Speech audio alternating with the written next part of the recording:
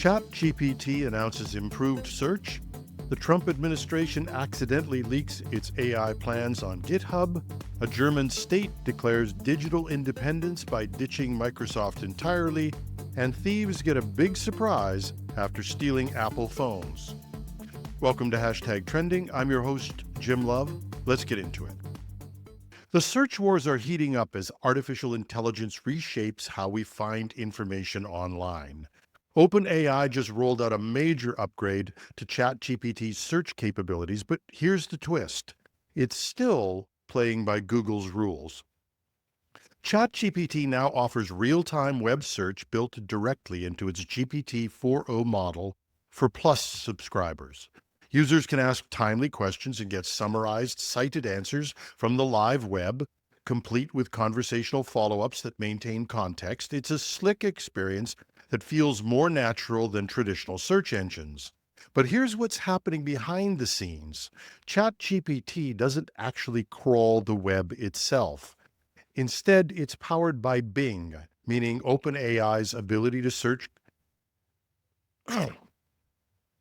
Instead, it's powered by Bing, meaning OpenAI's ability to answer questions is fundamentally limited by what Microsoft's search engine chooses to show. This creates an interesting dynamic in the AI search landscape. Perplexity.ai is taking a different approach, blending multiple sources, including Bing, and its own retrieval systems to build fast, citation-heavy responses. It's winning over researchers and developers who want precision and transparency. However, like ChatGPT, it's still dependent on what upstream search engines can provide. Meanwhile, Google operates on an entirely different level. Its search engine remains the most comprehensive and up-to-date thanks to its massive independent web crawling infrastructure.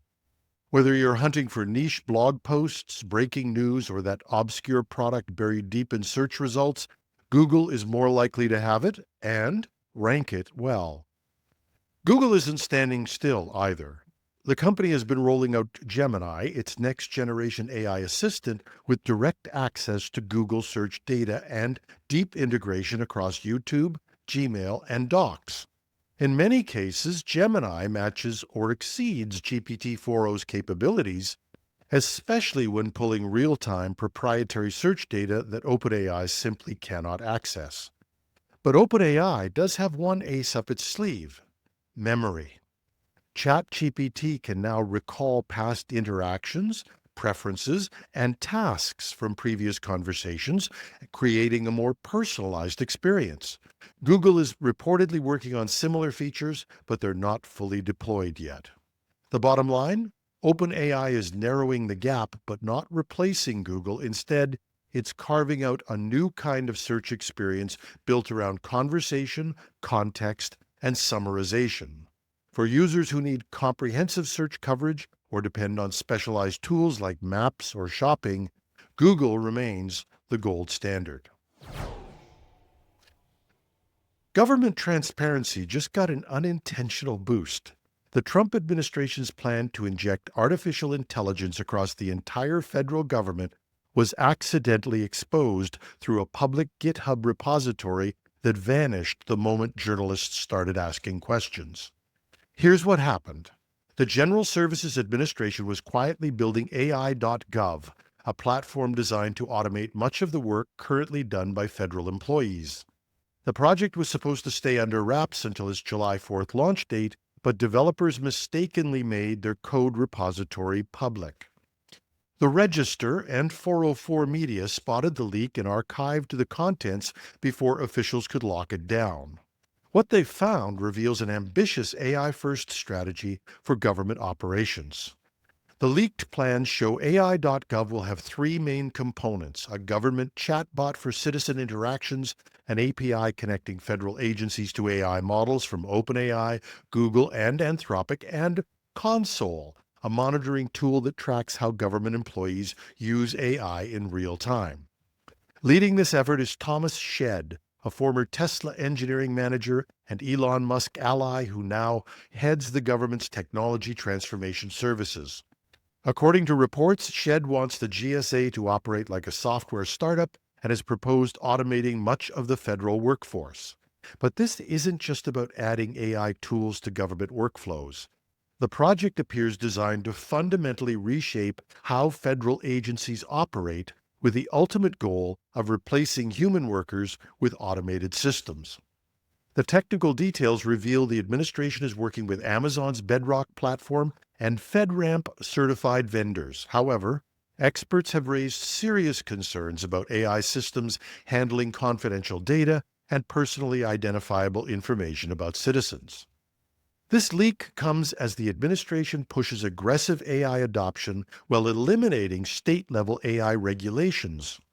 Agencies are increasingly turning to AI to replace employees eliminated in widespread layoffs. The broader implications are staggering. We're potentially looking at the largest automation initiative in government history, with AI systems making critical decisions affecting millions of Americans. With concerns emerging about structural issues of security for AI systems, and frankly, with the seeming inability of the government to keep anything secret, including its own AI plans, there may be reasons for concern about how fast the government moves in this new direction. One German state has made the tech breakup official.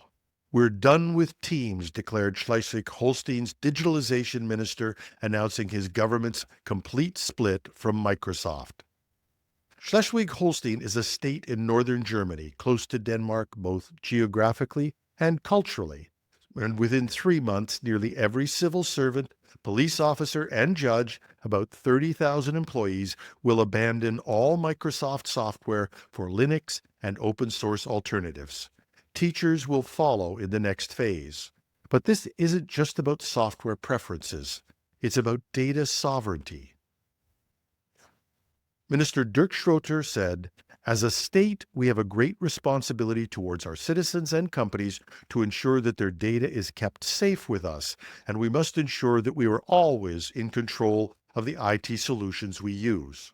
With that said, the geopolitical angle is equally important. The war in Ukraine revealed our energy dependencies, and now we see there are also digital dependencies, he added, speaking via an open-source video platform during the announcement. Schleswig-Holstein is also moving government data from Microsoft Azure to European-based cloud infrastructure, ensuring sensitive information stays within German jurisdiction and away from potential U.S. company access. This follows Denmark's similar Microsoft exodus, signaling growing European resistance to American tech dominance.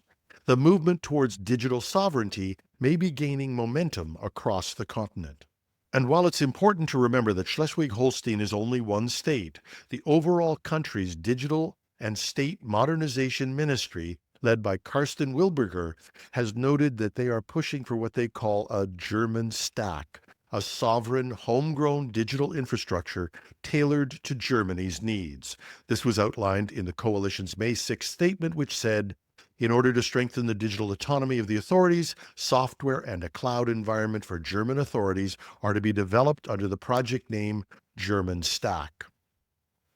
With the cloud market alone being worth tens of billions of dollars in Europe, the real casualty of the tariff wars might not be manufacturing, but instead digital industries and products once dominated by the U.S. And finally, crime doesn't pay, especially when you're stealing from Apple. Looters who targeted Apple's flagship store during recent protests in downtown Los Angeles got an expensive lesson in modern security technology.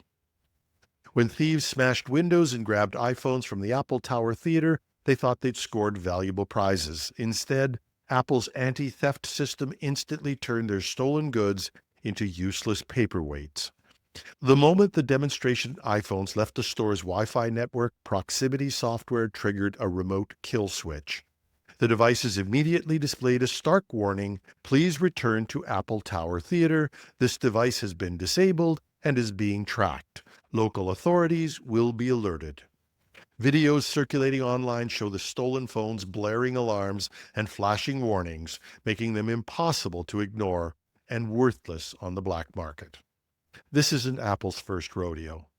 The same security measures proved effective during the nationwide unrest of 2020 when similar scenes played out across the country. The technology combines location tracking with network monitoring, and as soon as a device leaves the secure store environment, it's remotely locked and law enforcement is notified. According to the Los Angeles Police Department, at least 3 people were arrested in connection with the Apple Store burglary. The thieves learned the hard way that stealing from Apple means walking away with nothing but an expensive but good-looking brick. And that's our show. Love to hear from you. You can write us at editorial@technewsday.ca or leave us a message on YouTube. And if you like the show, please pass it on to a friend. And if you can, go to buymeacoffee.com/techpodcast. That's buymeacoffee.com/techpodcast and buy us a coffee and maybe a donut. The money we collect goes all towards making the show better and improving our technology. That's our show. And to those of you who have already donated, thank you very much. It's made a big difference. I'm your host, Jim Love. Have a terrific Tuesday.